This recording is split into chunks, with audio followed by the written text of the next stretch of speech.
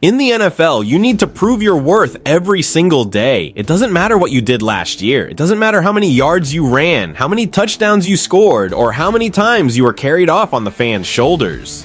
Because one slip up, one more fumble, one unexpected draft, and that's it. Your spot is at risk, and that's exactly what's happening right now in Los Angeles, with a player who should have a renewed contract and a guaranteed future, Kyren Williams. Let's talk about him. The guy carried the Rams on his back in 2024. There were 316 carries, almost 1,300 yards, 14 touchdowns, and 85 first downs. I repeat, 85. A true workhorse, breaking tackles, gaining tough yards, doing the dirty work that nobody wants to do. The kind of running back who doesn't complain, who produces, who fights for every inch. But what does he get in return? Doubts, competition, and a renewal that still hasn't happened. And Sean McVay went public to say that the talks are positive, that the agent Drew Rosenhaus is being great, that the dialogue is healthy. Oh, please. This kind of talk doesn't fool anyone. When you have an RB who delivers that level of production with that level of consistency, you don't stall. You renew. You show respect. Because if it's not about the numbers, then what is it about? Internal politics? Fear of paying? If you're enjoying this straightforward talk, leave a like, subscribe to the channel, and comment below. Are the Rams right to wait to renew with Kyren Williams, or are they messing up with one of the most consistent players on the roster? I want to know what you think, because the situation is more serious than it seems.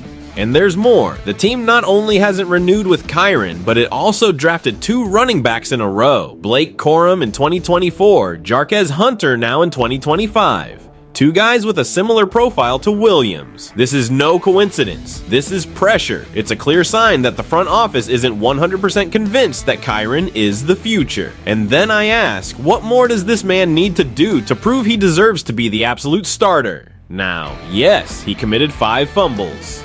I'm not going to pretend that doesn't matter, but let's look at the context. With over 300 carries, that represents less than 2% of the plays. Would you prefer that or an RB who touches the ball 120 times and can't move the chains? Because Kyren moves a lot.